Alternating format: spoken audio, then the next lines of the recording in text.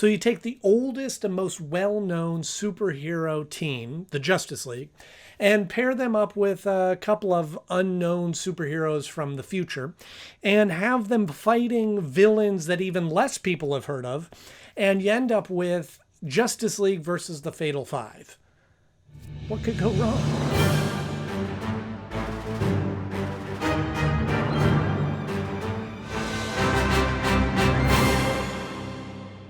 Hello friends, welcome back to the show. So glad to see you all once again. And if you're new here, thank you for stopping by. I think you're going to like what you see because here I'm talking about cartoons and shows that I grew up on in the 90s and 80s. However, right now we're doing something a little bit different over the summer and talking about some of the new DC animated movies that I also enjoy. So if this sounds like something you might enjoy, hop below, hit the subscribe button, maybe click the like button while you're out there, because I think you're going to enjoy what you see. If you're like me and love cartoons and animation and superheroes, it's all here. Oh, and coffee. You all right, son? So yeah, this movie just came out this spring, and I was really excited about it when it first announced that it was going to come out, because it was the big talking point about it was it's done in the original animation style of the Justice League cartoon, which was pretty exciting. And they had Kevin Conroy back as Batman and George Newbern as Superman. It was just going to be wonderful all the way around. But I don't know, it wasn't one of my favorites. I felt like it had some neat elements to it, but I feel like they were kind of fighting an uphill battle from the beginning, because this isn't about characters that are really well known. Now, I joke about this being an unknown superhero. Starboy is certainly a character from the comics. He's featured in at least one of the episodes of Superman, the animated series, and maybe in Justice League. That whole group on the future, I can't even remember what their names are. And then they're fighting the Fatal Five, which I wasn't all that familiar with. I'm sure that they're real characters in that. So it felt like I went in there as a fan of Justice League from the 90s and going, oh, cool. It looks just like that. It sounds like it. They got a lot of the same voice actors. This will be great. And well, I just be honest with you. I didn't think it was great. It was good. It's still enjoyable, but it was missing some elements. We need to know what he knows. By the way, as always, with the movie reviews, I'm going to spend the first part of the video completely spoiler-free. No worries. If you haven't seen the movie, I'm going to make my recommendations or suggestions about the movie. And then the second part, with enough fair warning, I will do the spoiler portion. If you haven't seen the movie or want to see the movie in the future, then you can skip past that or watch at your own risk. Either way. We've come to the right place. All right, so that's a little bit about what wasn't working for me on the onset of this. I'll tell you what did work, what I did enjoy about this. Obviously, the animation was a great throwback. And I saw an interview with Bruce Timm talking about the choice to use this animation style. And I think this is apparent in it, is that they had this story of Justice League and the Fatal Five and had not yet come up with a design for how they were going to animate it, and thought, why not just use the old design from the Justice League show and do a little bit of a throwback in that? And so it was very cool to see that. It just felt like falling back into the same show, which was very enjoyable. But, sorry, got to go back to the negative. It seemed to me like that was apparent. It was obvious that it wasn't done for a deliberate reason. It was just, well, we don't have any other animation style. Why put the effort into it? Let's just use the old one. And that, to me, felt off. And I'm not saying that if they would have done a different animation style, that it would have fixed this and it would have been better. And I'm not saying that it was bad because they used the old animation style. It just felt lazy. It just felt like it wasn't developed as well as it could have been. Well, ye old Justice League. That was supposed to be a positive, kind of turned into a negative. But I'll tell you something else that I really enjoyed was the Jessica Cruz Green Lantern character. Now, I'm not familiar with her, whether she's from the comics or what her history is there, but I really liked that interpretation of Green Lantern. We haven't really seen that. A lot of the Green Lanterns that we've seen are very cocky, kind of arrogant, a little full of themselves when you look at like Hal Jordan and Guy Gardner and even Jon Stewart to an extent. But what we have here is Jessica Cruz, who is insecure and dealing with some real depression issues and is dealing with some things from her past and is not sure if she's equipped to be a Green Lantern and understands her role in that. And that, I like that dynamic. And I don't think we've seen that really in many superheroes, certainly not with Green Lantern, because the Ring chooses the one that's worthy. And I feel like that makes a lot of sense, that the Ring knows you're worthy, you're the true hero here, then you deserve the ring. And the person that receives it goes, who am I? I can't do this. For her, she was having trouble getting out of bed in the morning. So I thought that made a lot of sense. And it was a great, well-layered character, although she's a significant part of the story, and I'll get more into that in the spoiler portion. I would have enjoyed seeing just a movie about her. And not that the other Justice League got in the way, but she was a character that could have stood on her own or had her own solo film. Hand over the lantern. Speaking of the Justice League, I really enjoyed that it was a different group. It wasn't the same old Superman, Batman, Wonder Woman, Green Martian. It was a little bit different. They had Mr. Terrific. They had Miss Martian in there, which was another neat element that she was kind of training to be part of the Justice League. So that was kind of refreshing to see sort of a different group of heroes and not just the same Justice League and the same part of the group. I heard you were grabby. All right, I think that's all I can do without spoilers. So if you have not seen the movie and wish to, please skip ahead to the end or pause this, put it in your watch later bin, go watch the movie, come back and watch the rest of this so that you don't get any spoilers. I'll wait.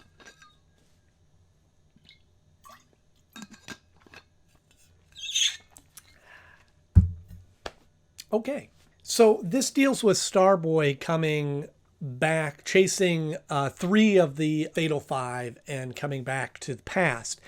And I'm a huge fan of time travel. I love when they deal with that in movies. And this really all they did by having him travel back in time was just get him back to present day. This story had nothing to do with time travel. And I think when you're using Starboy and these characters from the 35th century or whatever it was, why not utilize time travel and utilize these elements? And in fact, they take him, the best part about him, and go, oh, he's traveling through time, and they bring him into the past and he's forgot everything. He doesn't even know who he is. And then we skip forward in time and he's been locked up. And that didn't connect for me, because here we have this hero that doesn't know he's a hero. And then they put him in these situations, which are incredibly frustrating to me when they do this, is that he's the fish out of water story, but he's not acting in any manner that a normal person would. He goes into the pharmacy to get medicine so he doesn't forget, and he's asking for this chemical. Sure, okay, he doesn't realize that they don't have that chemical back in the past, or that medicine, but he gets really aggressive really quick, and then is like, oh, this is the past, you're scared of the costume. Got it. I can fix that. What the hell? why would you do that? Why? That doesn't make any sense. That does not. No normal person would do that. I don't care if you're from the future and don't know how these crazy things work in the past, but obviously clothes is still a thing in the future. So why would you do it in the past? And certainly you should know a little bit, have done some research about how the past works and go, oh yeah, everybody still wears clothes back then. I shouldn't go walking around naked. That kind of thing, always kind of big pet peeve of mine when you do this kind of fish out of water story. It's not how normal people act. Pudding. Arkham had pudding every Thursday. Everyone loved it. And I mentioned Jessica Cruz. Hopefully I didn't give too much away in the past, but I mentioned Jessica Cruz dealing with some depression and anxiety because she has this dream of seeing these people get killed. And we really see 2 people get killed within the first 8 minutes of the movie, which I felt a little out of tone for this style of animation. Granted, it's a movie. Granted, it's got a different rating scale and things like that. But it was a little shocking to see that. Every day, in every way, I'm getting better and better. What a load of crap. Now, with the designs, I did enjoy that it was the Justice League designs, but something that I noticed in the designs of the Fatal 5, admittingly, I don't know a lot about, But they did something with them in the way the characters are, and certainly in how they're designed, was two and a half of them. They can't express any emotion on their face. So it was hard to connect with those characters or be able to grasp what they're emoting because they have no face. When they're delivering these lines, they're just, again, it was just sort of made it extra bland in that sense. Come on, we gotta go. And this is maybe my own fault because I'm not as familiar with those characters and Starboy and those characters. I had a hard time following the battles because I didn't know what their powers were. And I didn't think that this movie did a very good job at the beginning. And I know I've said it before on this channel that I'm not a big fan of just the exposition of like spilling out all this information. I think there's clever ways to do it. Point in case, the episode in Superman, the animated series, I just thought of this, that featured these characters, Starboy and all them. You can see that episode up here if you haven't got a chance to see that. I specifically talk about how well they establish all these new characters' powers in a interesting scene on that farm that kind of set the tone of what they can do and explain that had to get that exposition out, but in a clever way. This movie, I felt like didn't do that. So we introduced these 3 characters of the Fatal Five, and then we introduced the 2 more. And I really still don't have a clear grasp on what their powers are. So one, the battle seemed a little bit harder to follow to go, oh, she can do that. Oh, he apparently can do something with that. Oh, that. But then they have no emotion. So like, did that go right? I can't tell if you're angry or you're happy, or is that what you planned to do? So it was just sort of disjointed and hard to follow. Again, maybe that's on me that I'm not familiar with the characters. And maybe if I was, it would be a better experience for me. Pressure points. You might not be human, but you fall like one. Let's talk a little bit about marketing. The reason I wanted to watch this movie was because I like the old animation style of the Justice League. And the fact that they chose that for this, I thought, oh, that's interesting. This will be cool. It'll be a great throwback.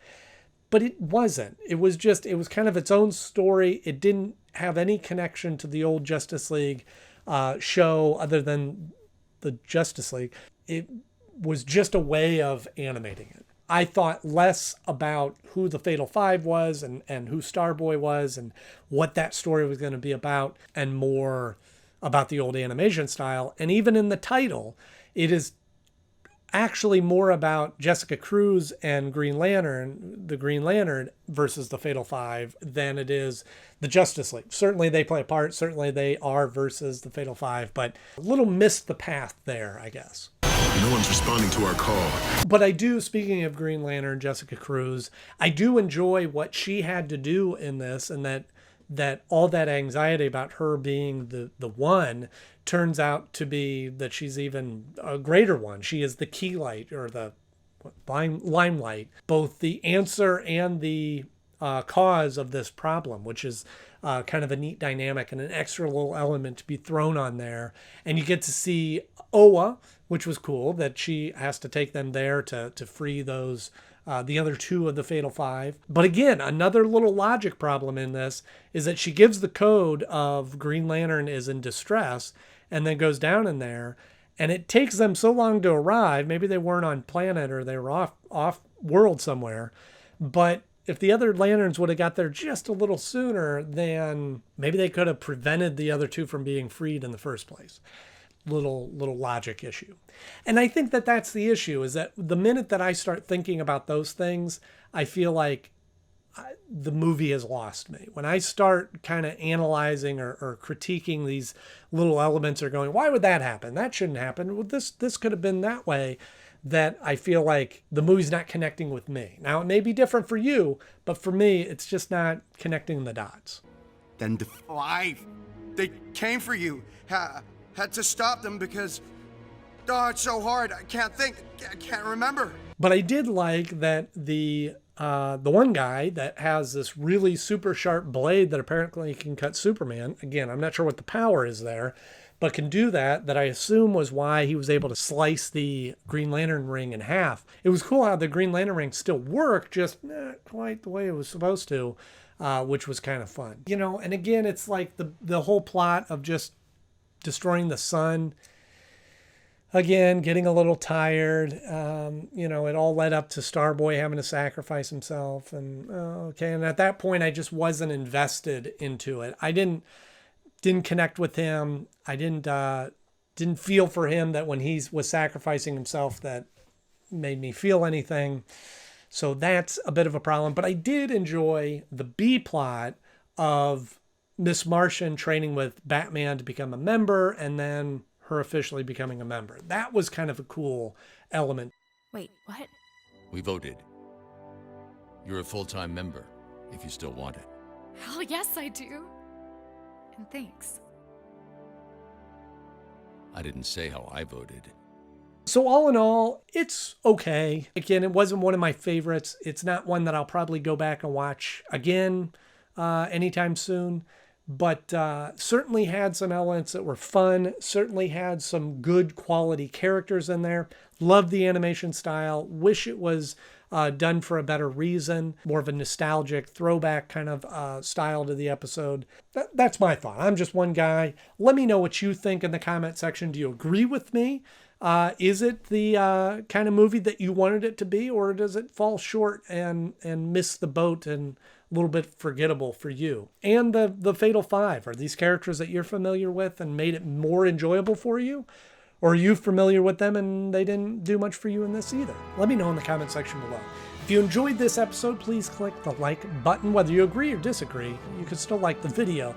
And if you want to see more episodes like this, more movie reviews or TV show reviews, then hit subscribe, because I have new episodes coming out very soon. As always, thank you so much for watching. I'm Andy Canode. I'll see you soon.